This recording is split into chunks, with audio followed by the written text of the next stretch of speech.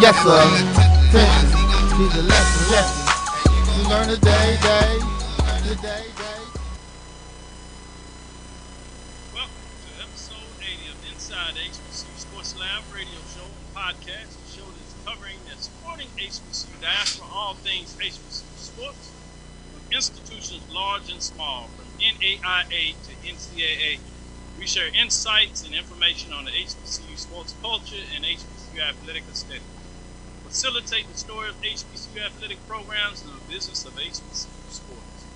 I'm your host, Dr. Kenyatta Cavil, along with my co-host, Mike Washington, Charles Bishop. As you see, Mike Washington is out on assignment. Hopefully he's doing okay with everybody dealing with the hurricanes in this area. We are filming from our home studios and sending a signal live to our K-Space 1230 AM studios with the Texas Radio Hall of Famer Ralph Cooper in the beautiful home of Texas Southern University in Houston, Texas. With that said, if you would, Charles, you got some HBCU sports news of the day that you want to share. A lot of ways. I know it may be tough in the times going on. Prayers going out to the family. It seems like you just can't find a way to get things done in regards to changing the way we operate. Sure. Law enforcement. What's taking place with him and his family. And his prayers that his mind life in the scene at this point. It's hard to imagine how you survive that. I did want to get that on the table appropriately, but before we go any further, I wanted to wish everybody safety as they're dealing with this hurricane. Obviously, continued COVID-19 pandemic. By the way, in some people's mind, it seems like they've gotten too much back to normal, probably inappropriate. With that said, let's get back to some HBCU sports news of the day. What do you have for us, Charles? Sure thing, and this is news coming out today, and from our friends at Black College Sports Network. They will be streaming all Florida Memorial athletic programs, which will consist of games as well as weekly programs centered around the coaches, players, band members of various other university programs. And this is a statement from President of Jericho Broadcast Networks, Roy M. Evans II. I'm really excited about being able to partner with FMU as it holds a special place in my heart. It was the first college campus in HBCU that I ever visited, as my aunt, uncle, and my mother all attended this great university. And this is a statement from FMU Athletics Director Ernest T. Jones. Partnering with the Black College Sports Network will provide an enhanced viewing experience for all our fans and supporters. One we look forward to providing when our student athletes return to competition. So big news from Black College Sports Network. And I wanted to make sure that all precautions will be taken as they broadcast Florida Memorial this upcoming season, as they will take care of the broadcasters and make sure everything is done in a safe fashion. Man, that's pretty hot. You know, all kidding aside, we know this producer a little bit, just a little bit. Yes, indeed. Roy Evans, but on a business note, in all seriousness, you can see why he put himself in a position to get that contract. And kudos to BCSN, the network, where we broadcast weekly, obviously in partnership with K-Space, 1230 AM studio with the Hall of Famer Ralph Cooper. But just want to see, that's another reason why we say support black businesses, black institutions, wherever you can. We're out here producing content, creative content creation that delivers things from a perspective that you really can't get anywhere else. And certainly from a quality that we try to make sure you produce at the highest level possible. So kudos to Roy Evans, his group BCSN, which includes us in terms of the bigger package. But get out there and do production for Florida Memorial. I can see why they're excited, because they've been hot and heavy. And certainly doing it in the most safe fashions possible is extremely important. So wanted to give proper kudos in regards to what's going on there. With that, since we don't have Mike, we're going to get to go right back to you, Charles. You're going to get to show out and be big time a little more today. No doubt about it. And this, unfortunately, on a somber note, this comes to us from Morgan State Athletics Department. as they mourn the tragic loss of student athlete Jordan Cofield, who lost his life in a single vehicle motorcycle accident late Saturday night. Cofield was a junior wide receiver on the Morgan State football team and a key member of the track and field team. The Baltimore Newtown High School product ranked number 2 in the MEAC in kick return average last year, adding 10 receptions for 105 yards and a touchdown. In addition to that, he was also a tremendous student athlete.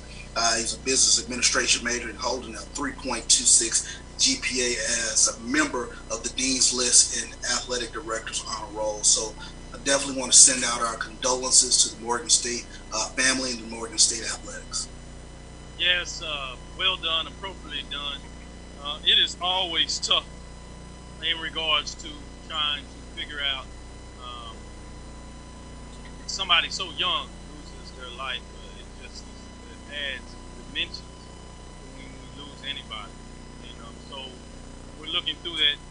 Please bear with us. I know my volume may be a little low as we're going through it. I think some of this has to do with the weather that's coming our way and things of that nature, the internet, things of that. But we're going to try to get through the show, continue to bring you the news of the day. So apologize in advance in regards to what that looked like. We're going to work feverishly throughout the show to try to do that, but some of that might just be on this part. So with that, we'll get off the mic a little bit since mine is not on there. We'll probably get Charles to kind of push a little more of this today to try to help support that framework. With that, as we continue to push through the HBCU news of the day, what else do you have for us, Charles? Yeah, big news. North Carolina Central's Brian Mills. He was named to the Reese's Senior Bowl top 250 watch list. North Carolina Central senior cornerback Brian Mills. He is an NFL draft prospect. The Reese's Senior Bowl is considered the nation's most prestigious college all-star game as it annually serves as the first step of the NFL draft process. In the past 2 years, 93 players from the Reese's Senior Bowl have been selected in the NFL draft. So kudos to North Carolina Central's Brian Mills as he was named to the Reese's Senior Bowl watch list. Man, they still doing all the Senior Bowl watch lists and all that? Yeah, no. I see MEAC coming out with preseason volleyball. I'm like, the season is over. I kind of know. You still give people their accolades. They still are seniors. They're still in school. So finding a way to get it done. So kudos for those groups getting it done in that manner, and especially kudos for those that are honored in getting their due dedication that they're supposed to be getting. So appropriately said, just want to say getting them done there with that in the nature going forward. With that, again, as we move forward, we have a dynamic interview we think we have for us, so stick with us. I'm going to surprise you a little bit there. So we have a hot one coming in, and we're going to do it from a different perspective. We're going to continue to give you some updates on football, but as we give you the football, we're going to see if we can get some answers on basketball, because it's right around the corner more than what you think. And so there's starting to be some questions about what does basketball look like? How are we going to deal with basketball?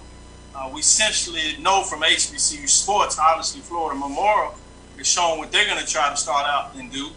But many of the other conference, if you would, that houses mostly HBCUs, some of them HBCUs exclusively, with the SWAC, MEAC, SIAC, CIAA, Gulf Coast Athletic Conference, obviously those football members, not a football conference operating member in the Gulf Coast Athletic Conference. They do have Edward Waters that has a football program, just to make sure that we shout them out. But just give you some updates there, how we're moving forward. What else do you have for us out there? You know, I'm going to sneak in a little bit there.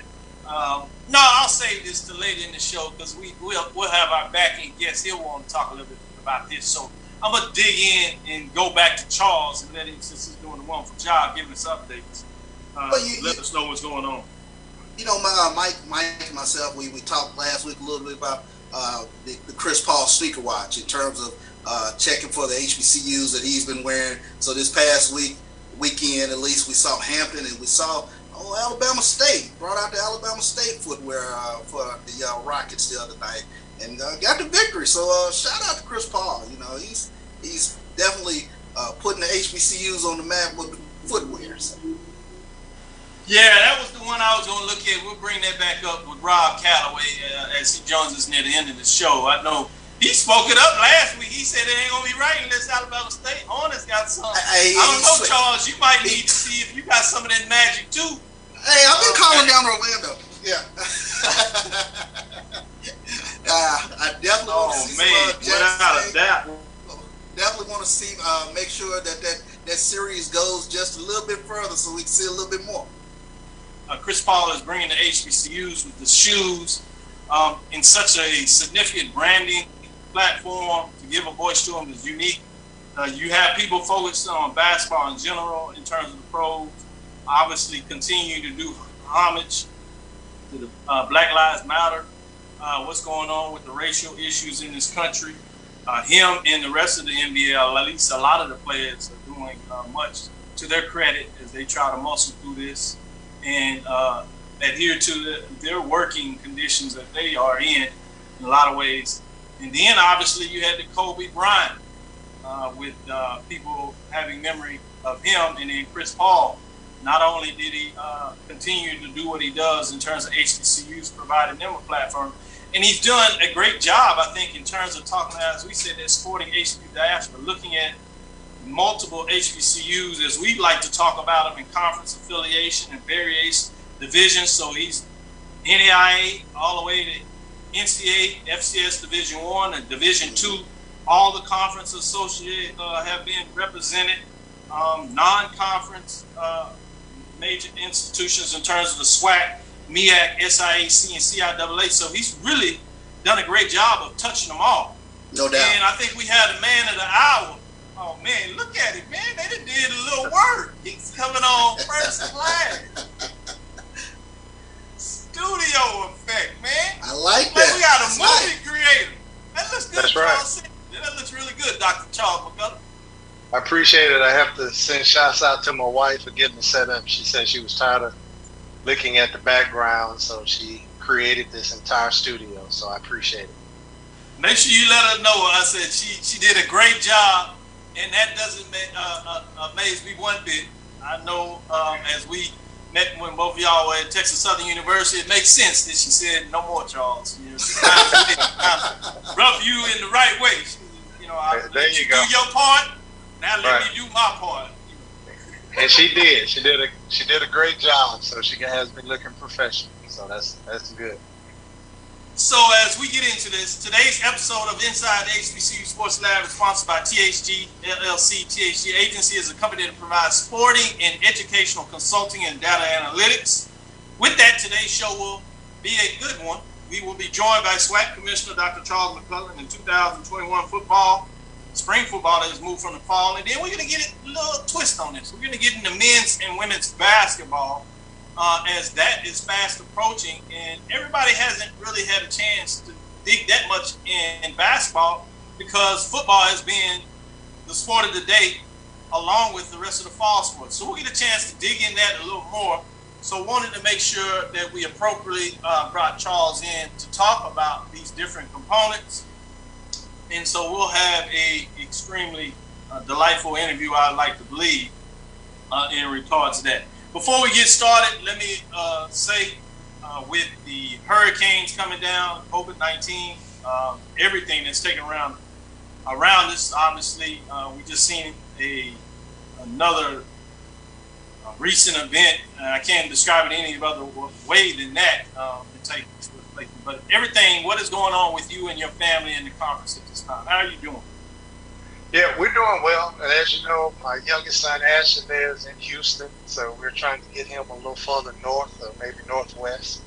Hopefully that the hurricane does take a turn and don't hit Houston. But clearly it's going to hit someone. So, our hearts go out. I heard Devin Wade on KTSU Saturday say 2020 is the gift that keeps on giving. It really is. Yeah. That's a pretty good synopsis. Another African-American male shot in the back, extremely tragic. From a conference office standpoint, I've gotten a lot of response from some of the Autonomy 5 conferences wanting to do things. I think the SEC really stepped up with the flag in the state of Mississippi. You know, there's a lot going on. There's a, you know, an undercurrent of, you know, racial, social, economic, you know, just overall injustice. You know, and a lot of this, you know, people look at it as race, but it's also a money issue as well. You know, you're not over-policed in River Oaks, whether you're white or black or Hispanic. If you're in River Oaks, you know, you're not over-policed. So a lot of this is social economic. But I think that the HBCUs really have an opportunity to expand our reach and help this process of changing America. And I've said this before. You know, I was talking to my father, and he was talking about it's worse than the 60s. I said, worse than the 60s, Daddy? Y'all putting dogs on people and biting folks and, you know, beating them and all of that.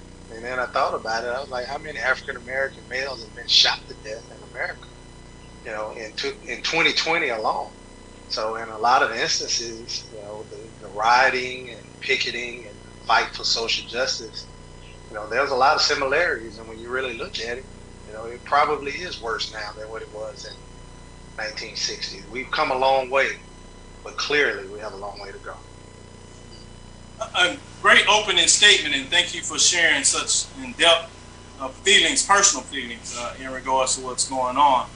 And appropriately, as you said, you know, when you talk about time and with a lot of things progressing in a positive way, it does make it even tremendously more challenging and difficult when you think about that so much time, if you would, has passed, but there's still some issues that need to be taken care of. With that, let's get into some of the questions that a lot of people wanted to hear in terms of the Southwestern Athletic Conference, the SWAC. And let me just jump in here into this, and then we'll get Charles to get in with a chance to have some follow-up questions. But as you know, the SWAC announced the schedule for all 10 SWAC schools for the upcoming 2021 spring football season. Previously, there was the schedule including one non-conference open date for each team in the conference contest schedule each week beginning in week 1 when you talk about that framework. So much of this took place, I really wanted to get in and ask you, after the meeting that took place, and you got such positive feedback in so many different ways, because of the fact you were essentially the lone conference that went out there and actually put out a planned proposal of not only talking about postponing and moving to the spring, but how, to some degree, what that would look like. If you would, talk about a little bit how that all came together and why, more importantly, was that important to do that? Well, quite frankly, we looked at it as an opportunity to make a decision. Do we want to follow or do we want to lead? In the Southwestern Athletic Conference, we're about leading. Hats off to Ashley Robinson, the chair of the Athletic Directors Committee. He brought the thought process and the proposal to say, hey, you know, Jackson State, they invested the money. They were ready to play. They had the testing available. They had everything in place. So they were one of the institutions that said, we have invested from day one to kick off in the fall. When fall wasn't a reality, you know, they were very clear, and Ashley was very clear and say, let's look at a path forward to the spring. So we embarked under this process, and it really came from a standpoint of, let's not just sit on our hands. We can do this, and we can do this efficiently. And I think it was only fair to our student athletes. Are we going to play, or are we not going to play? Let's make that decision. Let's put the plan out, and let's move forward.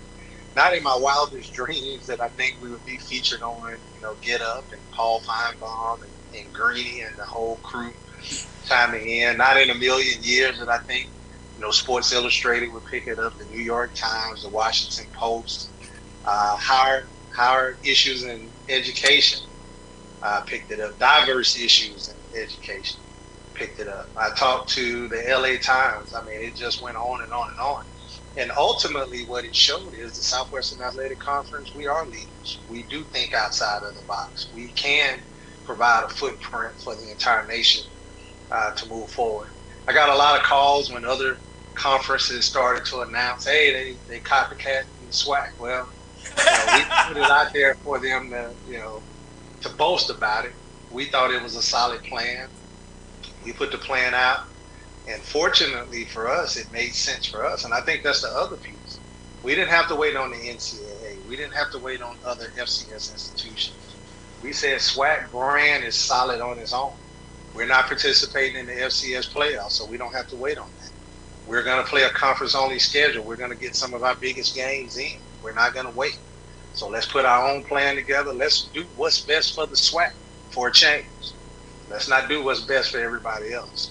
We followed that path. We followed that plan, and we landed. And then 3 weeks later, we put out the fall schedule, moved to the spring, right? So we compared what was for fall and how it was going to be placed in the spring.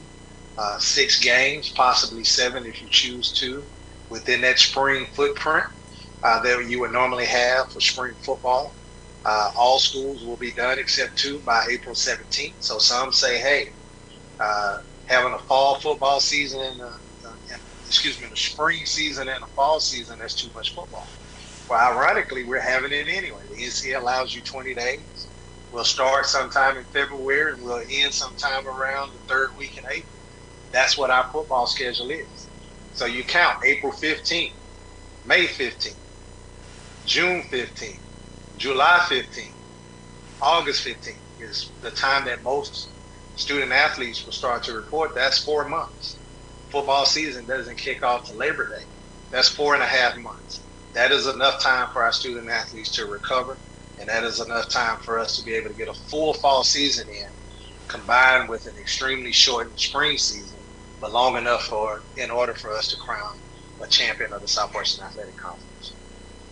I want to dig just a little deeper, if you'd allow me, in regards to that. And as you meet with a lot of the Division I commissioners, obviously in football it's a little different. You have the Autonomous 5, the FBS, FCS. But with your experience on the Division I committee and building those relationships for various different reasons as a commissioner of one of the 31 conferences in America, I'm sure that you have seen what is taking place. As the NCAA calls them the Autonomous 5. Many people know them as the Power 5. Particularly the Big Ten and then the Pac-12 that counseled all fall sports. And for the Pac-12, they actually did, at least non-conference-wise, it seems, basketball as well, not starting off until January 1st. But you've seen, I'm sure, as many of us, with the coaches, to some degree, the parents, and the players voicing their displeasure of wanting to play. With that being said, how in the mindset, it seems for the most part what we've seen, if not all the part, with the SWAC, that everybody was mostly on the same page. I'm sure there was some questions, there may even been some dissent, but at least it hasn't been vocal. You've been able to keep everything within family, if you want to put it from that parlance. But has the SWAC had to deal with athletes and or parents that thought about playing during this time or any time? How have you dealt with that, and have you had that experience? And if not, how do you believe that you were able to pull everything together to get people moving in the same direction?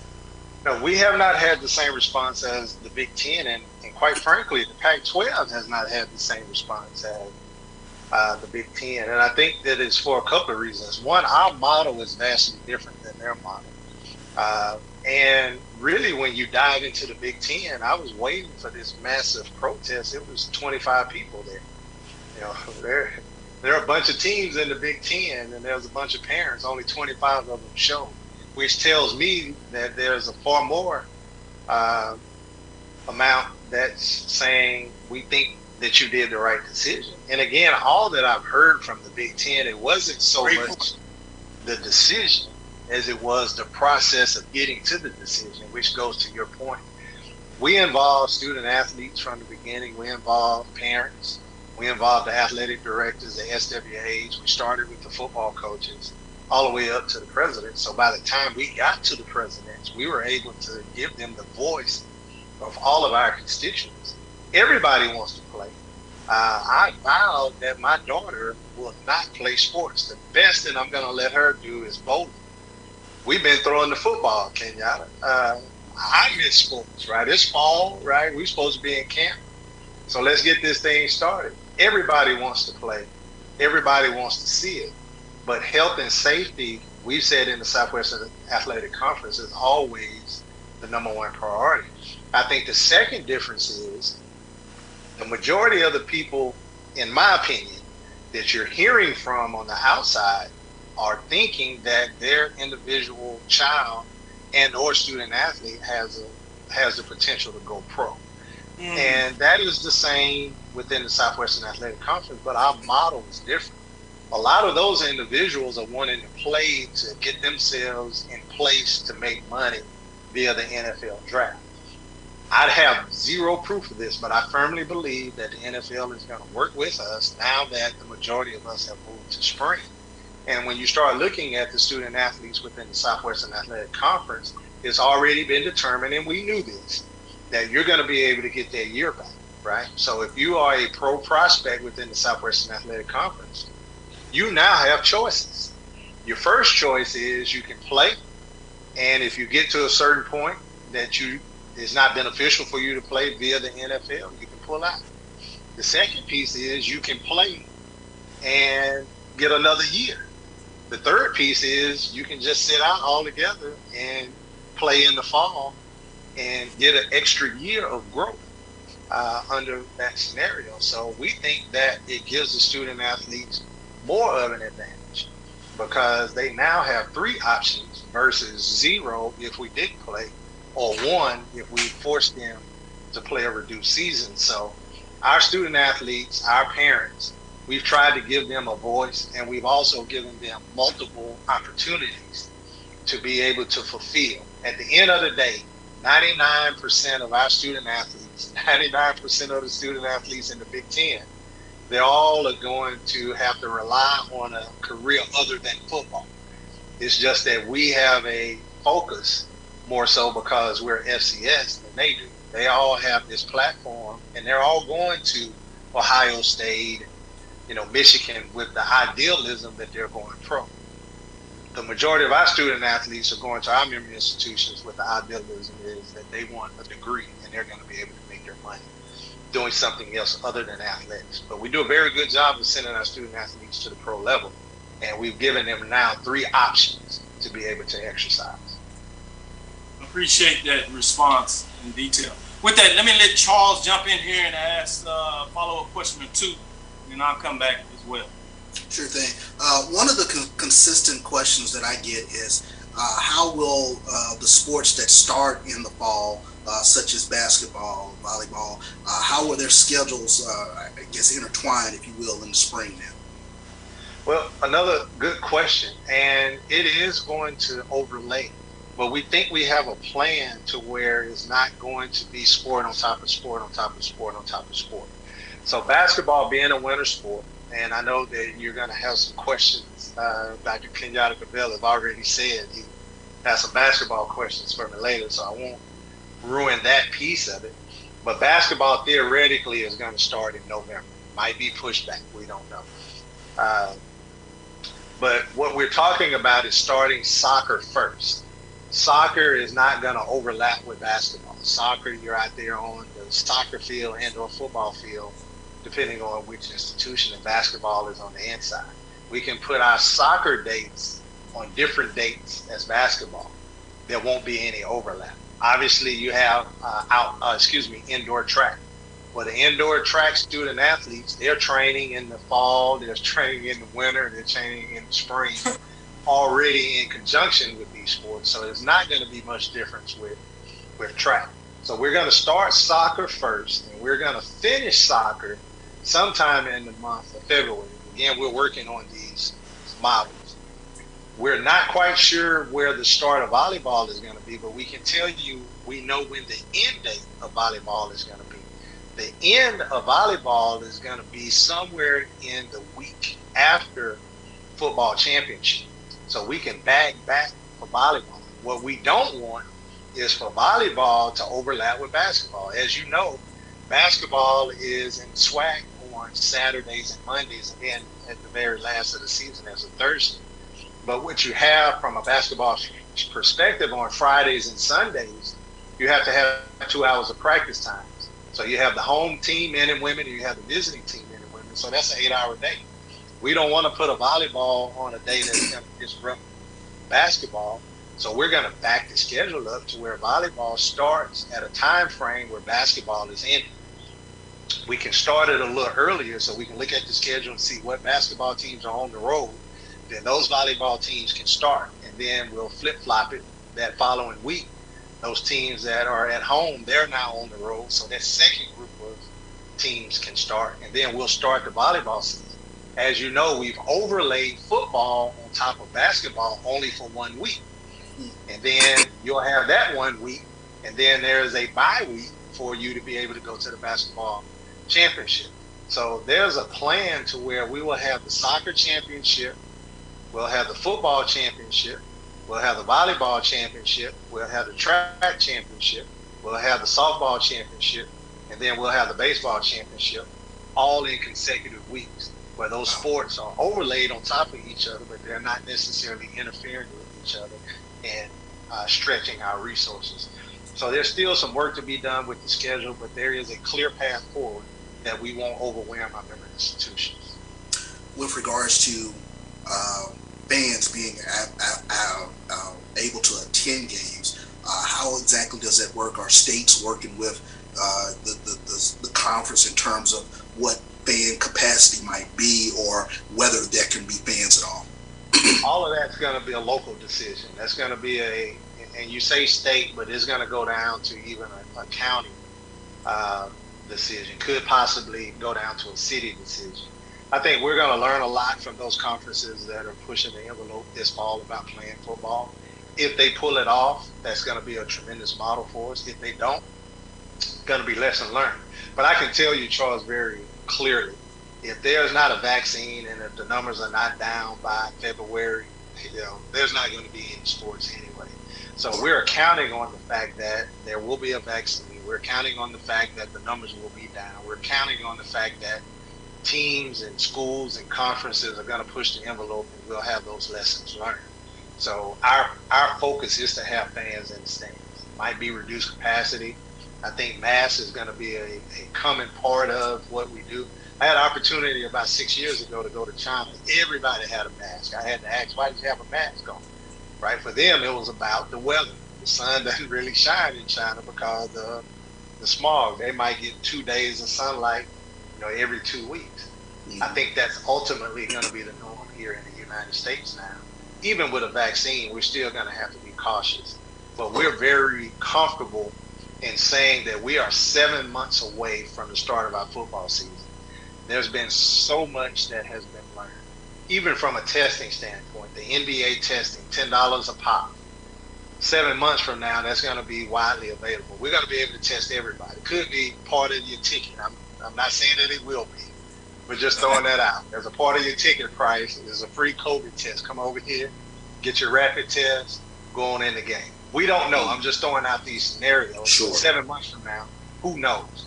We will adjust. Our plan is made up of days and weeks in order for us to adjust. And if we can't play, we're not going to play. I think we've proven that.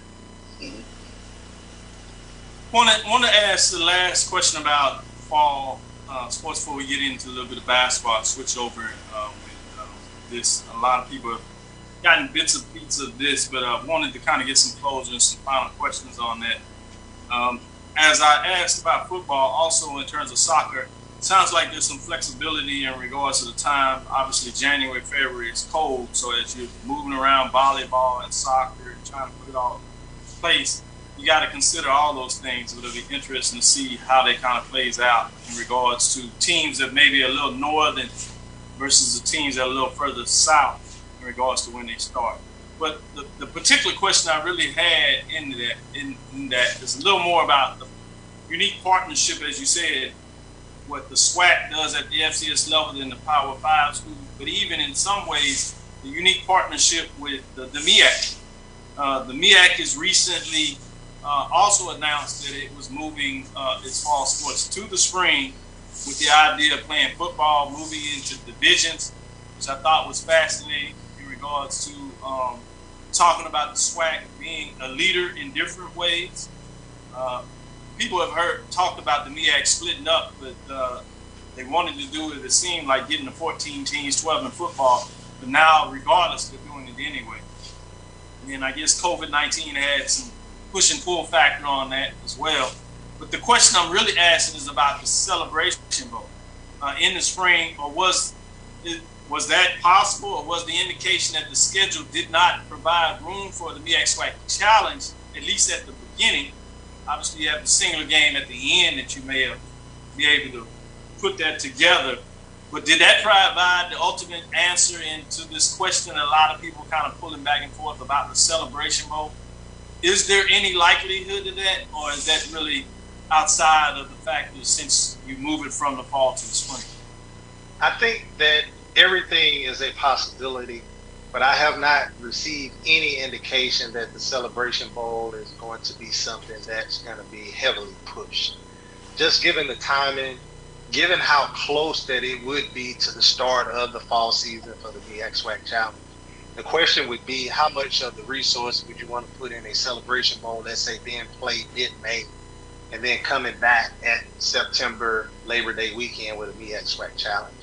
So again, we have not had those definitive conversations with ESPN, but gut feeling is saying Celebration Bowl is a possibility, but not a great possibility at this point in time. I can tell you from a Southwestern Athletic Conference standpoint, we're really focusing on giving our student athlete the most quality experience that we could give them without jeopardizing themselves from a physical standpoint or even a mental standpoint. Our championship game is second to none. I'm pretty sure the MEAC is going to experience that same success, and maybe it starts a new trend, in the MEAC. But at the end of the day, we want to go to the Celebration Bowl.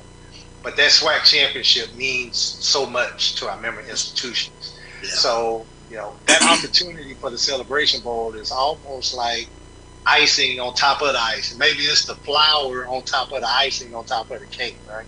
So we can deal with the cake and the icing without having that flour on top of it. So we don't want to jeopardize our model trying to force a Celebration Bowl. It gives us an extreme amount of pleasure to be able to have a championship, give them ample time to rest, and then come back for a full and vibrant, robust fall season. Thank you for providing that framework to that question and answer there. Let's transition over to basketball. College basketball, if you would, using a sporting term, is on the clock, particularly the shot clock, if you would. We are reading constant updates on whether the sport of basketball will start on time in November. As we know, it usually starts non-conference wise around that time, or will it be delayed? And so I guess we can start right there. What are your thoughts in regards to the timing of basketball? Are there any updates in regards to that decision being made? And if not, what type of framework do you believe a decision will be made on when you can actually start, if you can start, men's and women's basketball? Yeah, and talking to the NCAA officials, I know that they're going to the CLC, which is the Committee on Competition. The D1 Council ultimately will have to weigh in, and the Board of Directors will ultimately have to weigh in. And I anticipate some type of decision or analysis on that within the next 3 to 4 weeks. Again, we're kind of far out, but practice will open sometime in the beginning, first week, second week in October. I think it's the first week in October. Maybe it's even the last weekend in September. The 29th is coming to mind for some reason. So many times and dates now with these calendars moving with COVID-19. So we still have 2 or 3 weeks to be able to get that decision, and I think it will make its way through the NCAA. This is just Charles McClelland speaking. This is not Charles McClelland, commissioner. This is not Charles McClelland, basketball committee member. This is not Charles McClelland, NCAA affiliated. This is Charles McClelland looking at where we are now as a nation. It's going to be difficult for us to start basketball, in my opinion, at the exact time. But I do think we can get a full and robust season in. I think clearly we can get a conference season in. So I think the worst case scenario, would be a all-conference season, as the Pac-12 has already doubled down on. I think that can happen, and I think that can happen from a safe environment. You're not talking about 120 people as you're talking about with football, 85 football players, coaches, trainers, and media. For basketball, you're talking about 25. It's going to be difficult to create a bubble, but you can create a bubble-like situation, especially within the Southwestern Athletic Conference. We're putting you on a bus, and we're busing you somewhere, and then you're going to play, and we're busing you back. So we could really create some bubbles without exposing our student athletes. What I foresee, Dr. Cavil, is from a non-conference standpoint, that we will get started late, but we will have an opportunity to play some non-conference games. Here's something that I threw out to the SEC, the Sun Belt, the OVC, the Atlantic Sun, and the Southern Conference. All of us are kind of in a tight footprint. And I have not had opportunity to talk to the Big 12, but I would include the Big 12 in this scenario, that we can create a bubble and still get some of our games in. The Big 12, they have television contracts. The SEC has their own network, right? The Sun Belt has the television contract. So their contract providers are going to want content. I'll give you an example. Since you're in Houston, Texas Southern could very easily isolate in a bubble, take a test on Friday, quarantine Friday night, drive to U of H and play, have your pieces on the bus, and be back to Texas Southern. Nobody is in contact with nobody from the outside. U of H, the AAC can get their television contract. Check mark at least one game. Texas Southern can get their game guarantee. They could do the same thing at Rice. They could go to Baylor. They could go to Texas A&M, right? They could go to the University of Texas. So I think we can do some regional, I call it regional, but more so locally, where we can isolate, we can bubble, we can test that night, get the rapid test response back. Again, going to this NBA test that we're talking about. You spit in a cup. 15 minutes later, we have the results. We bed you down, or even we do it that morning, right? You spit in the cup, you clear, put you on the bus, you drive to University of Texas, play your game, you come back. Texas has their game. Longhorn Network has its game. Texas Southern has its game guarantee. We might not be able to do 10 or 11, but I can guarantee you we can do 4 or 5. That'll get you ready for that conference season, and everybody wins in that scenario. We haven't gotten there yet, but as we've led in football, that's something that we're going to try to lead with basketball as well. Sure.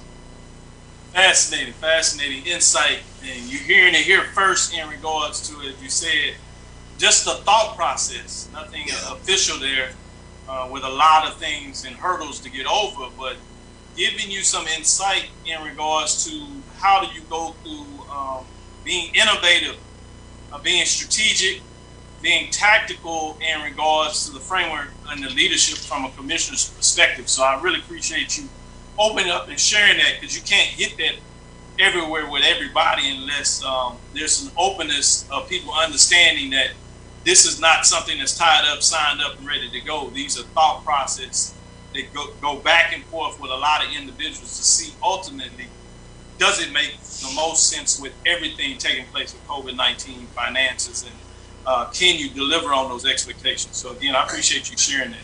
Charles, if you would jump back in. Two things, Dr. Cavil. Quite literally, you said you can't get anywhere. You can't get it anywhere else other than the HBCU Sports Lab, because this is the first time that we're talking about it. So that's a commercial for you. And second, we're going to take that one. We're going to hold on to that.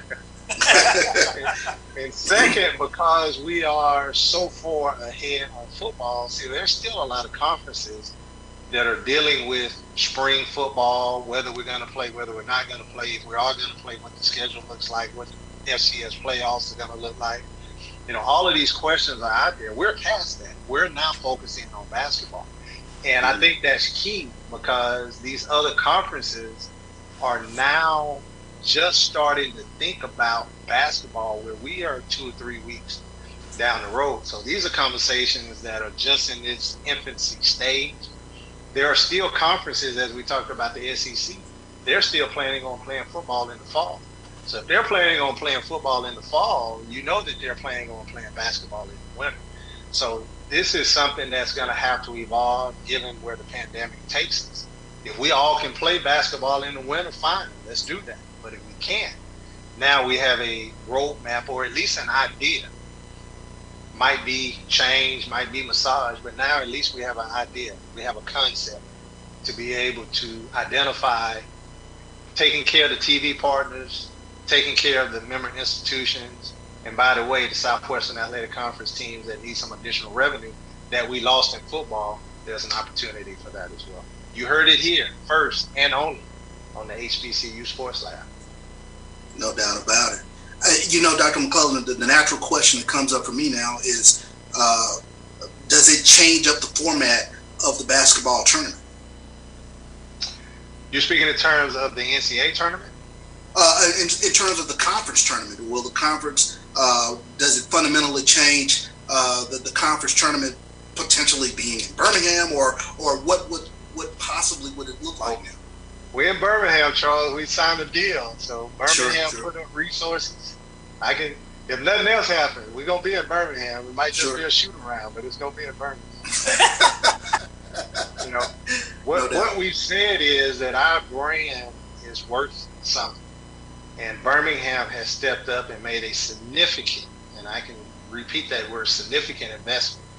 And what that has allowed us to do is not lay anybody off in this COVID-19 environment. What it allowed us to do was give a record distribution back to our member institutions in the middle of the COVID-19 pandemic. What it allowed us to do was waive $350,000 worth of membership dues to the Southwestern Athletic Conference this year, so those schools can keep hold of that money. So that is a significant influx of cash into our member institutions, and it is because Birmingham has made a significant investment in the Southwestern Athletic Conference. So I can tell you, whatever we do with basketball, it will be here in Birmingham. Sure thing. Let me jump back in here. But I can say we are anticipating the same format to our basketball tournament. We are not anticipating any changes in the format of our basketball tournament. So we talked about coming in preseason. We talked about the end of it, what did that look like in terms of tournament. I want to go back. This football season, when the early framing was taking place and decisions were potentially being made, the idea of a football media day, which kicks everything off in the fall, particular football, went to a virtual format. We talk about being innovative, being strategic. Is there any thoughts about moving to a virtual basketball, men's and basketball type of media day?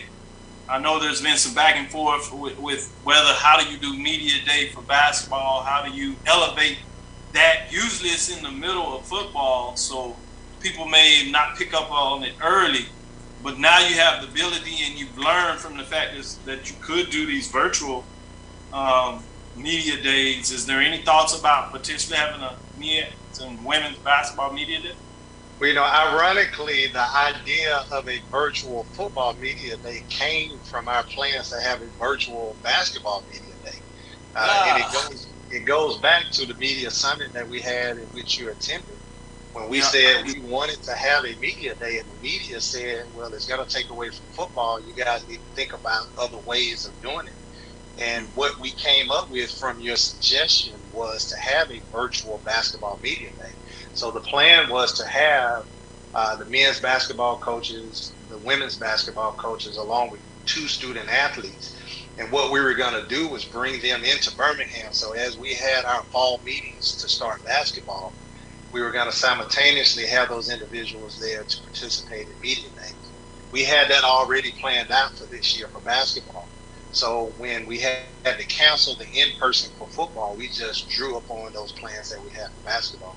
So unequivocally, absolutely, yes, there will be a basketball virtual media day. I'm not clear on whether or not we will be able to institute it this year based upon everything that's going on with COVID-19.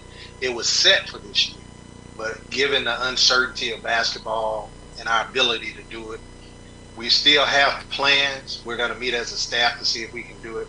But absolutely. So when we're back in person, when we're back doing everything as normal, there will continue to be a virtual basketball media day. No doubt about it. Go ahead, Charles. Follow up if you would. Well, I guess I'm just looking toward the future with the basketball tournament. And you mentioned Birmingham will be where it will be held. I was curious in terms of the format. Will we still be taking a look at the visiting team, the lower seeded team going to the home arena of the higher seeded team, things of that nature? Ultimately, that's going to be a membership decision. The conference office, our responsibility is to put on a quality tournament. The membership chose to go from 10 to 8 to the top 4 teams hosting the bottom 4 teams. So that will continue to be a decision that will rest upon the SWAC committee, which is the athletic directors and the SWAs. So if they determine that we want to expand it, we have the capacity to expand it. I can roll back as an athletics director. I got criticized by even some of my own staff. I did not want to go to the current format, although when I say my staff criticized me, more specifically Mike Bailey said, Charles, nobody's gonna beat us at home, right? So if we can play at home, that's almost like a gimme for us. My thought process was a basketball tournament in March, upsets, all of that. But the fan participation, the length of the days had a lot to do with it. So I understood the decision. From my standpoint as commissioner, my viewpoint as commissioner is a little different than my viewpoint as an athletics director. As commissioner, my only goal is to put on a quality tournament. And the membership, and we've said this from day one, we're putting the leadership of this conference back to our membership. They have a significant say. So if they say top 4 plays the next 4, then that's the direction that we're going to go. If they say they want to change it, we're in perfect position to make those adjustments and put on a quality tournament, given whichever format that they choose is going to be best. So that's the long answer. The short answer is the schools will determine and decide. Understood.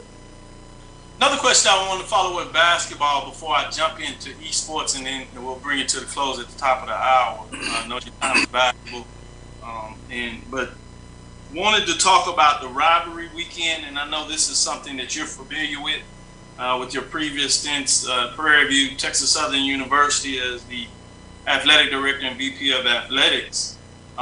With the scheduling, you had the alternating years where one of the teams, Prairie View, Texas Southern, were playing a game before the students got there, and maybe this will maybe become more complicated, or you have to even back it up to November, I guess, with the students when you're talking about the expansion to 12 with FAMU and Bethune-Cookman. Yes. But has there been any thoughts in regards to trying to work the schedule in such a way that at least rivalry games are set up in such a way that they're played when students are in session? Well, first, before I answer that question, I want to send a shout out to Ralph Cooper. He just sent me a text message and said that the show is sounding and looking well. So I want to send a shout out to Ralph Cooper. Hall of Famer Ralph Cooper. Hall of Famer Ralph Cooper. My bad. I apologize there, Ralph. I can tell you, with the addition of Bethune-Cookman and FAMU, what we've said is, and we've developed this committee, everything is back on the table. So if there are going to be changes, now is the time to make that change. But keep in mind, there are some major decisions that will have to be made. And in that decision-making process, we're going to have to decide, will we stay with 18 games? Will we go to 20 games, conference games? Some have suggested 16. I'm not in the 16 camp. My recommendation to the group is 18 and 20. If we stay with 18, then that's one thing. If we go with 20, then we're almost assured of having to play games prior to the Christmas break. If we play games prior to the Christmas break, then that frees that calendar up on the back end in order for us to make these changes. So the calendar and the games that you have normally seen, now is the time for us to get in and make those changes. But again, I tell you, It's going to go back up to the will of the membership. They will have a significant say-so in what that basketball schedule looks like. So we have a committee put together. We're constantly adding people. We have to bring in Bethune-Cookman and FAMU, obviously, on all of these scheduling changes. But you could possibly see significant changes in the way that basketball looks from a scheduling standpoint. We do know that rivalry games at the time that students are on campus are extremely important. And I can tell you that is a primary focus when we go back in and try to redo the schedule. But I cannot promise that all will be, good when it's all said and done, because there are a lot of factors that go into scheduling. But it's going to start with 18 games, 20 games, or 16 games. And then we'll be able to go from there. As you know, with the addition of FAMU and Bethune-Cookman, there are 22 games if everybody plays each other twice. So the initial model that we're looking at is, and I think we mentioned this on your show, although we're not going to have divisions in basketball, we're going to have a division-like schedule. So everybody that's in the West will definitely play each other twice. And then there will be some crossover games on the East. And they will be home 1 year, away the next year. So you theoretically are not, because we have 12 teams and you cannot play everybody twice, or even everybody twice and some once. There are going to be some teams that you have to play 1 year and some you have to play the other year. So there are a lot of decisions that will have to be made. We're starting to work on those now. No problem with that. I do want to see if we can sneak one out of you. Has there been a decision made on whether who's going to move over to the West? There has been significant conversation, significant studies. We are close to making that decision. We have to get that information to the Council of Presidents and Chancellors. But we anticipate within the next 2 weeks that we will be announcing who goes from the East to the West. But I can tell you, we've had a lot of fan feedback. We had some not there, put FAMU in the West, put Bethune-Cookman in the West. Not a whole lot of rhyme or reason about travel and all of the principles that we have to determine who goes to the East and West. But that's what we're all about, the fan participation and what's going to be most exciting. But quite clearly, I can tell you the tenets will be FAMU and Bethune will definitely be in the Eastern Division. It's going to be Jackson State, Alcorn, and Mississippi Valley that move to the West. Travel is going to be a significant piece of it. Student athlete time out of class is going to be a significant piece. We don't want them missing a significant amount of class time. And we always talked about competitive equity, but that's hard. As we've gone through this process, competitive equity is hard. One, just because you're number one this year doesn't necessarily mean you're number one next year. And a lot of what people talk to us about is football, but there are 17 other sports out there. So when you start talking about divisions, there's a lot of conversation, but I can tell you that the answer to it is starting to become clearer and clearer each day that we get all of this data. So we have a... Oh, well, I almost had him slip. He wanted to share. He's like, no, my team told me no. They said, hold on to a little bit. So wait, I can't tell you. I had him about this close to share, if you would. I was like, oh, can I sneak it? You see that leaned into the camera. Prairie A&M University man, as you know, and I'm going to give a shout out to your fraternity, Kappa Alpha Psi. You talking about smooth brothers? That was smoothly done. Well, I can tell you that it will be data driven. The decision will be driven. Well, Mike is not here, but he'd love to hear that. That's his kind of thing. He'd like to say that. That's what we do at THG Agency. We do the data. Right. So that close. As a promise, I know I'd get you out of here, but did want to give you a chance to do e-sport. And, as they say, Dr. Cavil, the dean of the HBCU Sports, Rob Calloway here is the one who gave me that. And we now call Charles Bishop the professor. Professor Bishop he's in the doctoral program at Texas Southern University, and Mike is the professor. So we have Rob Calloway, who we nominated as the visiting adjunct professor. So he comes in at the end of the show and sneaks a little bit of in. So if you don't mind, I'd like to allow him to ask at least one question. But the question I wanted to get in here with that is a little bit about esports. wanted to give you the chance to talk about it. I know it came out there about eSport and how SWAC was getting an eSport and doing it from a conference perspective. People may not realize, but eSport is a $1 billion business. It's taken off in a lot of ways. And I say this so people know how real and valuable it is. ESPN is showing esports competition on the television, and you see a lot of the bigger brands out there, the Power 5 autonomy we talked about, having institutions building arenas and things of that nature. You have Shenandoah University, a private university in Virginia, that actually has a major. You have a lot of places having classes of esports, but they actually have majors and degrees in being a part of esports, the business industry, just to let people know how big it is. But this is the first time I've really heard, and I've tried to dig everywhere. You know how I do about my research. I haven't really heard in regards to a conference looking at development for the league, not just a conference talking about people come in and play from conference members, but the league taking the forefront of developing esports among its institutions, ultimately where you may have this league almost like you have football, basketball, starting out with the competition side, but that it has a chance to grow into what we see across the landscape with esports. If you would, talk a little bit about esports, why you decided from the SWAC perspective to get in esports, and what is that looking like, as I have a little sneak peek back there at esports, and we're going to play the commercial embedded within our show for you too. Well, I think you've answered your own question. I think you did as good a job as I could to explain why. It's significant. It's the wave of the future. We wanted to be on the forefront, and I can tell you that our 10 presidents are all 100% on the same page. And we have 3 phases to this. And the first phase is what you just described. And a part of that, we're going to take the winners from each campus, and they're going to advance to the football championship and the basketball championship. So the same way we're going to crown a basketball champion or a football champion, we're going to crown an esports champion, right? So it's going to be at no cost. I know some other leagues will make you pay 40, 50, 60, $100. Air Force Reserve has stepped up for the Southwestern Athletic Conference and has assisted us in putting this platform together. So when you play with the SWAC, you got to be a part of the SWAC membership, right? Another benefit of being a part of the Southwestern Athletic Conference and its 10-member institutions, 12 next year.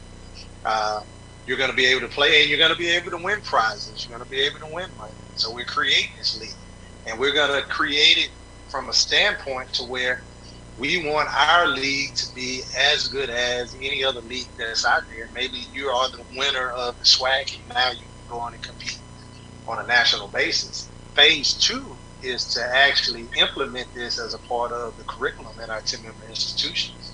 So we're talking about taking this and creating, academic programs with it, where institutions can, have this as if nothing else, a certificate program, to where you can be certified as an esports professional, and you can go out and continue to play. You can be the doctor of esports when you're on the games, or you can do other ventures on your own. And I think the third thing, Dr. Kenyatta, the third phase is just shutting the whole system down. And I think in the infamous words of the Ghetto Boys, in those 3 phases, phase 1 is that we're knocking on the door. That's what we're doing now. The second phase is we're going to beat on the door, and that's the academic program. And the third phase is we're going to kick the door in. And that's ultimately what we're looking at. And we have the plan to do so. So, and I tell you about kicking the door in. I'll tie that into what we talk to our 10-member band directors. Why are we taking our bands, going all over the United States, not getting any significant resources for these Ballot of bands? We have every major band, especially when you bring in Bethune-Cookman and Florida A&M, from Texas to Florida. We do our own Ballot of bands. We keep our own money. We invite those people in to be a part of us, not the other way around. Why are we letting somebody else take our brand? Why are we letting somebody else take our assets and making money off of it, and we're getting what's left over? Let us take the money and give them what's left over. We're going to do the same thing with esports. As a matter of fact, we're going to do everything that we touch that way. And that is the beauty of having the 10-member presidents all on the same page. Nobody is going to be able to go outside of this conglomerate because the resources are going to be given directly back to the member institutions. So you have all of these esports people. I've heard more esports information coming out ever since the SWAC announced. Could have been a coincidence, maybe not a coincidence. But there's been a whole lot of esports knocking on the SWAC door. I'm letting all of you know through the Sports Lab. All 10 member institutions are on the same page. All 10 presidents are on the same page. Those resources will be kept within the Southwestern Athletic Conference. So that's that phase 3 of kicking the door. That's beautiful. Extremely important. I'll give a little plug. Texas Southern University, we already have 3 esports classes in the School of Communications on the books. So we're ahead of the curve, so watch out. You talk about what is taking place here. We're going to continue to push the envelope as long as they allow me to be creative in terms of the creative side of the curriculum development side at Texas Southern University. We're going to be in the forefront, especially when I have the ear of the commission, the Southwestern Athletic Conference. You're being modest, so you're being modest, so let's go on and put it out as we already start working on the phase 2. We've already reached out to you at Texas Southern to start the curriculum development process. So when we talk about it, we're kind of like the fundraising. You know, you don't mention your capital campaign until you already have 50% of your dollars in. We're not mentioning these programs until we already have members invested. So when we talk about it, it's not a pie in the sky. This is something that we've already moved down the road on. So we're close. And you're seeing phase 1 now. We haven't necessarily talked about phase 2. But once you get excited about phase 1, phase 2 will already be in full swing. So it's not just Texas Southern. We've talked to other member institutions. Texas Southern is just in the forefront because we reached out to Dr. Cavil and Texas Southern about a year ago to help us with this process. So it's going to be exciting, and it should make a significant amount of resources for the member institutions, and it gets a different fan involved in, you know, the Southwestern Athletic Conference sporting venture through this esports program. So again, you heard it here first inside the HBCU Sports Lab, the HBCU Sports Lab right here. Go ahead with the visiting adjunct professor, Robert Calloway. Go ahead and ask your question, sir. There we go. The SWAC has been at the forefront of esports for a long time, man. If I told y'all how many classes me and my homeboy skipped to play Madden football and college football and NCAA basketball, oh, we've been ahead of the curve in the SWAC. I don't know what everybody else was doing. You know, they'll never catch up.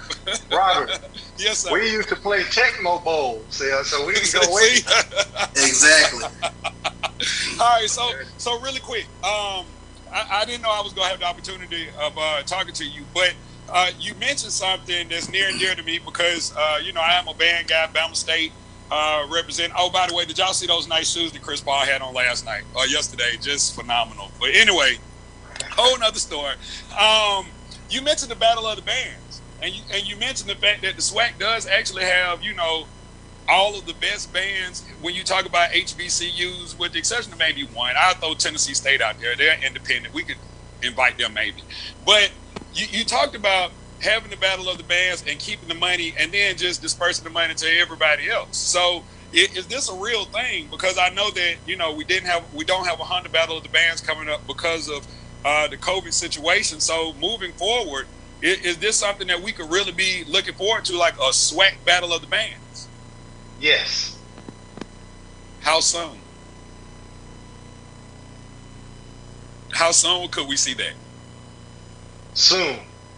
Look at you. Look at you. Oh, poker face, man. I love this dude. Look, he's so good for the conference, but man, woo, he's cooler than the other side of the pillow. But hey, I think that'll definitely be a big move. Because you're right. I mean, the schools only get a certain percentage. You know, they have to share with schools from the CIAA, the SIAC, and the MEAC. And so with the addition of FAMU and Bethune, yeah, this could be major. This could be major. And I think, you know, if you need any help with that, let me know, because I'm all about that. I'm all about that. Good, Robert. Well, and again, you know, I got my education from Prairie, and I learned in my marketing classes and also my management classes you make a lot more money when you cut out the middleman. So if I'm selling something, I can go directly to the manufacturer. I don't have to buy it from somebody that's buying it from the manufacturer. And this is that, even when you start come down the football classics, promoters are relevant, but we're going to start promoting our own classics, right? We're going to start developing these relationships with these stadiums, with these cities, going back to the Birmingham question. Right now, we have a deal with Birmingham to where in our deal, we have access to Legion Field. Not saying Battle of the Bands will be in Birmingham, but let's just say it is, right? We have access to Legion Field. I don't have to pay for Legion Field. So now the only thing I have to do, we have all 10 member institutions, 12 when Bethune-Cookman and FAMU comes in to say, okay, we're going to sell on this date. We're going to go to Birmingham. We're going to have these bands at Legion Field. SWAC is putting it on.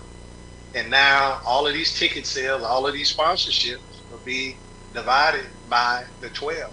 Why do I need a middleman when I have all of the assets, right? When I have all of the customers, why do I need the middleman to sell? I don't, right? And what we have gone to, and we had a meeting with the band directors as well, say, hey, would you buy this philosophy? And overwhelmingly, unanimously, they said yes, right? If we can control our own product, why would we not buy into it? So we can put 50, 60,000 people in the stands, and SWAC put this on. And, maybe, you talked about Battle of the Bands. I won't name their name, but it could be the Big Ben Battle of the Bands. The Big Ben can pay enough money for the He snuck another one in there, the Big Ben. You're right, that's you. I know. How are you good? We are now the standard. We have every major asset from Texas to Florida. So you talked about Tennessee State wanting to come in. They're going to have to ask to come in. And if they don't want to come in, it's not going to hurt our feelings because we got 12 of the best, right? That's right. There's going to be others that are going to want to come in. So you create this environment where people want to be a part of what you have.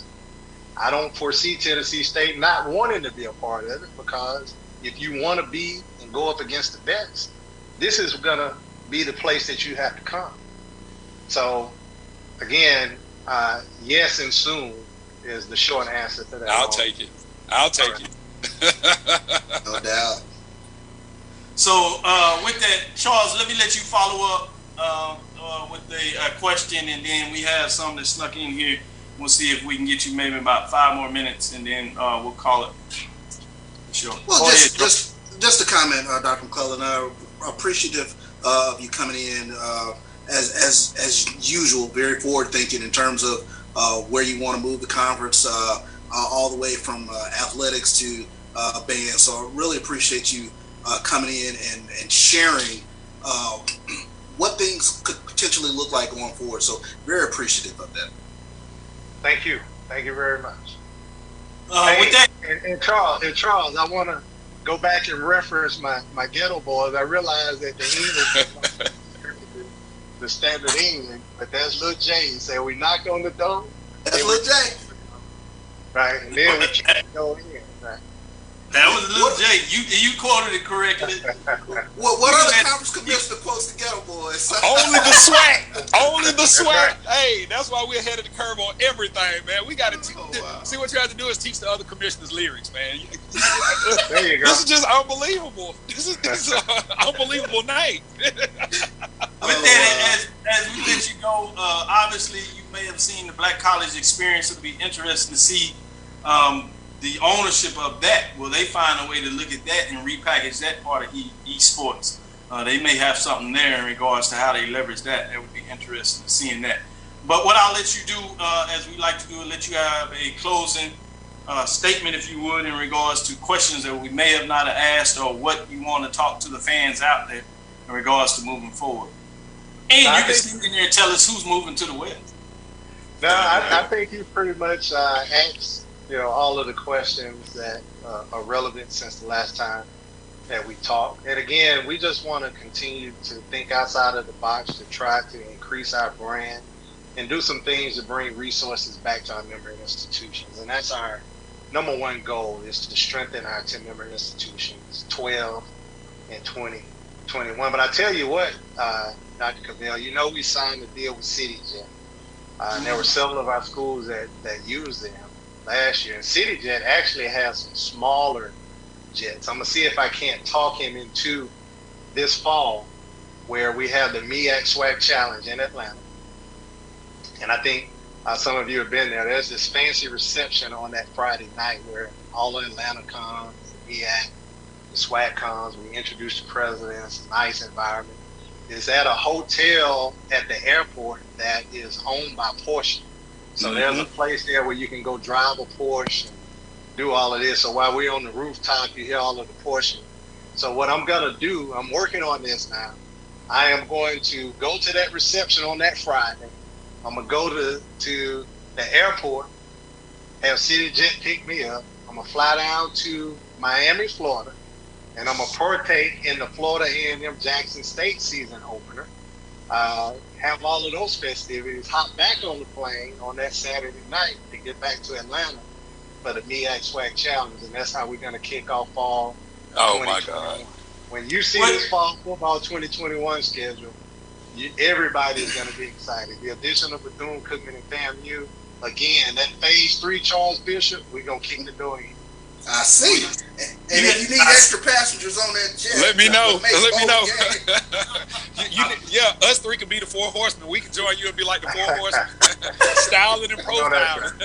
Jet flying, limousine riding. But it's going to be like that every weekend in the Southwestern Athletic Conference starting fall 2021, so get ready. No doubt. And you know, the Sports Lab, like you said, the Sports Lab has to be there. You need somebody to make sure that you have your private conversations and record it so you can release. And somebody really needs to film this. So we might have to get Roy involved to film this, because we're talking about the commissioner, a SWAC date. Right. 24 hours, 48 hours in the live of Dr. Charles McClelland. So we'll talk about that. So we can actually film it, write it, so we can make it legitimate of why we need to be on that plane. So just thinking outside the box. Hey, but can you imagine again Florida A&M's entry into the Southwestern Athletic Conference as a game in Miami, Florida against Jackson State? Crazy. I mean, how big is that? And then it's going to be, our issue in scheduling is going to be not to overlay too many of these big games, you know, on top of each other, because every week there's going to be a classic or a huge game, and most weeks it's going to be 2 or 3 of them, given where we are from a scheduling standpoint. So the SWAC Nation, the band, the whole tailgating, you know, just get ready. It's going to be exciting. No, I totally agree. We snuck it in the last week and talked about that a little bit as a triumphant, as we talked about the spring schedule, and then we hopped, once we finished that, well, who would be the first in terms of what the fall 21, and we had to take some livery, and we moved somebody in the West. That's why I was trying to sneak it out. So my analysis would sound really good, purpose that I snuck in last week. But, you know, we understand there's a time and place for everything. But on the serious note, when you talk about the rap, throwing in the rap framework and lyrics there with Ghetto Boys and the references you talked about, look at Luke Campbell in regards to him being on the board with the committee that's bringing that Miami, FAMU, Jackson State game, to Miami. Luke's is at it again. He was on over there at HBCU Game Day with a great interview for folks that check it out. Go check that out with Tyler Carr on there and the work they're doing, Vaughn. Putting in a lot of great work, Stephen Gaither. But yeah, you're hearing it here sport first with HBCU game day in terms of what they do, but inside the HBCU Sports Lab right here, you hearing our exclusive interview with Dr. Charles McClelland. And with that, we'll let him move on with his schedule and appreciate him coming in here. Many of the followers jumping in here talking about the SWAC bands. They really liked that first football SWAC championship game, had that battle of bands. I think they did one again when it moved to Houston. But taking it outside of the football championship game and having it independent is next level in a lot of different ways. So thanks for sharing that, obviously, with esports. A lot of big things. And then the addition of FAMU and Bethune-Cookman 2021 for some people, especially with what's going on with COVID-19, 2021 can't get here fast enough. Can't get here for various fast enough. different reasons. especially if you're a SWAC fan. Right. I can see why. So just want to say thank you for your time, Charles. No problem. And I know you had a couple of questions. I'd be happy to answer them, but I did not necessarily want to gloss over spring. When you look at the schedule, there are some really good games, and we really do think it's going to be a year and a half since SWAC fans would have been able to see football. We anticipate, if, again, COVID-19 allows it to happen, a tremendous amount of fans and support. And I can tell you, we have had overwhelmingly positive response for the spring schedule. You can't please everyone. We understand that. But I can tell you the response that we've had has been in the high 90 percentile of overwhelmingly positive of wanting to see us play some type of football in the spring. So we anticipate spring to be extremely exciting as well. No doubt. I think spring is going to be really exciting. We talked about it last week and how it changed some things up. And so these are some ways that we might get some indication of how you change up the schedule in a way that may be beneficial. For example, when we stay right here in Texas and you looked at the Labor Day moving to the second game with Grambling preceding it, and it's just fascinating how you start talking about that matchup and how that changes that dynamic with Prairie playing Grambling first and then playing Texas Southern. And you look at the compactness where all the games seem to be meaningful because of the division game, and you only got two non-division games. And it starts to elevate real fast. Yeah, I do want to address that. I did hear one criticism. Andrew Roberts, he does a lot of social media searching. And I want to talk a couple minutes, well, at least 15 seconds to the Prairie Nation. In that schedule, when you start talking about where Prairie View and Grambling fell on the schedule and where Prairie View and Texas Southern fell on the schedule, all of the major games, the institution chose those dates. That wasn't the conference office. So if you look at where schools are playing on that schedule, it was 100% the school told us where they wanted Bayou Classic, where they wanted Magic City Classic, where they wanted State Fair Classic, where they wanted Texas Southern versus Prairie View. And then we built the schedule around that. So I think that's a key piece that we wanted to get out publicly, that the member institutions had their choice as to when they wanted to play on the calendar once we presented it to them. It's an interesting nugget. Yeah. I appreciate you sharing that. We do have exactly 5 minutes, so if there's anything else that we didn't ask you that were some things that were out there that you wanted to share or answer now, you have the time to do that. We have that little time. If you have that, like I said, we're going to close it up at 7:30. So just wanted to make sure that you had plenty of time to put the necessary information out there, because people want to know in regards to what's going on with the SWAC. Well, no, I would like to see that commercial, because we spent a lot of money on it on the esports.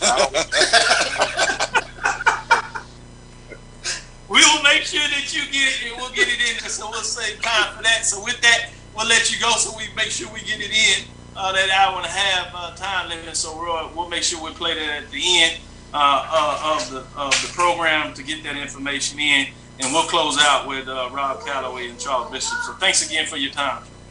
No problem. Thank you for having me. Thank you. All right, thank you, Commissioner. Man, that was pretty awesome in a lot of ways. Like we said, we're on the top of it, so we got a couple of minutes. So let's go to Charles first. Any thoughts in terms of the dialogue, the interview that took place? What stood out to you the most? And then we'll let Rob answer the same question. That last little nugget that Dr. McClelland just shared in terms of the ADs choosing where they wanted to be within that spring schedule. So it's kind of interesting now. My mind gets to clicking in terms of what's the thought process in terms of where you wanted to be in terms of that spring schedule. So I thought that was an interesting little nugget there, because that is one of the critiques that some fans had in terms of whom they're playing whatever week. Yep. And who they're playing on whatever week. I thought it was fascinating. And he said that all along, that everybody is a buy-in in this. So I think sometimes we have the wrong identity. And I guess they're the front person, and they're supposed to take a lot of their shots. But we think about the commissioner as almost this all-doing power. But anybody good in that leadership position gets input from everybody. Sure. They may carry the water, and displace it, but I think him putting that out there is important for people to get even more context of what that looks like. With that, Rob, what stood out most to you? Man, well, first of all, I got two things. First of all, the fact that the Magic City and the Bayou fell on the same weekend. See, those folks down in Louisiana get on my nerves, man, because they always try to act like the Bayou is so much bigger than the Magic City Classic. So, COVID, barring COVID, a spring football game, we really go see whose fans go come out, like for real, like because usually we talking about the last Saturday of October for Magic City, and then the last Saturday in November for the Bayou Classic, and so that's crazy. But the other thing that I will say that I thought was right on point. I mean, when you talk about the addition of these two schools in 21, keeping the money in-house, man. Why outsource the product if you have the product? Like he said, he didn't say he's the dealer, but I mean, he is the dealer. Like he don't have to outsource or middleman the product in order to be able to get the money. And so, like he didn't want to mention the name, but yeah, we had the Battle of the Bands here that's been going on in Atlanta. The Honda, I'll say it, the Honda Battle of the Bands. And it's been making so much money. When I tell you that they have every seat in the Mercedes-Benz Stadium and the Georgia Dome when they were doing it over there, the stadium is filled to capacity. And so the majority of the people are there to see those SWAC bands and maybe FAMU or Bethune, because those, they have fan bases. And so, and large fan bases here in Atlanta. So to be able to keep it in-house and then just get some sponsors to buy the name, to buy, the title sponsor, that is the best way to do it, because we know in 21 there will be no HBCU conference greater than the SWAC. Not that there is one, but we know that for a fact, as of July 21, there will be no HBCU conference greater than the SWAC. It just ain't happening. Yeah, you're right. Shut it down. That's pretty much official. Yeah. You can call it what you want. SWAC, Super Conference, this, that, and the other. That part, as you said, in terms of where all the eyes are going to be, that's going to be without a question. You can see them with Dr. Charles McClelland as the commissioner putting things in place that he hasn't already in regards to showcasing how do you generate revenue about being a part of that brand, which I think is fascinating. AD has joined us, BCSC, and they had a great show this past weekend where they went in on that spring schedule for talking about that. Very good framework with the sports wrap there with Brian and AD. Great work going in on those components. So I wanted to give a shout out. Jimmy Wilson came in. He made sure I had some of those basketball questions on point. So hopefully we're able to get his questions answered. So if we would, let's go ahead and play the commercial. And then we'll come in with our closing statement in terms of the esports, so everybody get a chance to see that commercial live right here in terms of what's going on before we shut it down officially today. While we're doing that, I just want to shout out for all those following us. Thanks for jumping on and checking us out. Excited about that. Here we go.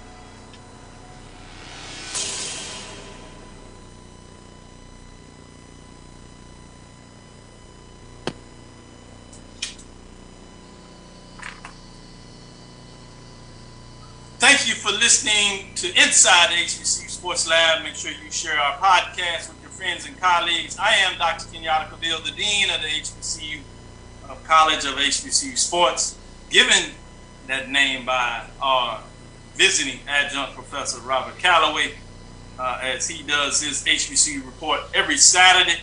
He's stretching it, going from that hour to hour and a half. So get up early Saturday morning, get it. He's going to get you going that weekend, because not only is he going to give you great HBCU content from the only way that you can get it from somebody of his skill set, but also you're going to get some great music, get you really in the right mindset to get it going. I get a great workout to it. I'll tell you, some of my best works out Saturday morning. Well, good, bro. Yeah, man. Yeah, man. Hey, where's Mike? Is Mike here in Atlanta, or did he come back to Houston? He's on his way back. He's fighting the storm. Oh, he's on the way back. Yeah, man. Supposed to make it back, but he had to pause off and stop because they changed the directory of the storm. I told Mike Saturday, man, to just stick around Atlanta, and he could have came over here. I would have met him and brought the equipment, and we could have just joined. We could have just patched in from here. I didn't think he was going back. My God. Woo. Yeah, Mike a soldier for real. He's in the Army, so it's hard to get him to slow it down. And I'm sure he probably was thinking twice about that, and he got that call from the office saying, hey, the storm down here, we could use your environmental engineering work. Wait, so he that probably part. He's on the clock. And so prayers to him and his family, prayers to everybody out there. Take care during the storm. Much love. Much credit again to Roy. Great job in terms of Florida Memorial and that contract work that you're putting in, and thanks for what you're doing for the show. Please stick with us. We know some difficulty with the sound. We're going to work it out. I think I know what it is, so we'll work on that before the next show in terms of what's going on with some of that buzz in the background. We'll reconnect our hookups that we got here. I think people got excited, cleaning up, rearranged what was taking place there. You know how it happened. I ain't going to say no names, but we got Professor Bishop, Professor Mike Washington, and that's Professor Charles Bishop. As we come to close, we thank you for listening to Dr. Cavil's Inside the HBCU Sports Lab with Mike Washington and Charles Bishop on the seriousness. Every Tuesday, we kick off at 6 o'clock. We'll try to give you extended time, so stick around. So wipe out a couple of times, not just an hour, because we're going to give you bonus time when we get Rob Calloway in to give us his framework and take on the HBCU sports scene, a little bit about life as well, as he certainly spends it that way. We look forward to next week as we will discuss the latest news in the lab. Follow me, Dr. Kenyatta Cavil, on Twitter, Facebook, and Instagram. Follow us on Inside the HBCU Sports Lab 1. That's on Twitter, where you can get direct information from Inside the HBCU Sports Lab. Follow me, again, Dr. Kenyatta Cavil, DrKenyattCavil, on Twitter, Facebook, and Instagram. You can check us out on YouTube as well. If you can't catch it live, we'll have this part right there for you. As well as follow us on Facebook at Inside the HBCU Sports Lab, where we give you all the latest update information on HBCU Sports Lab.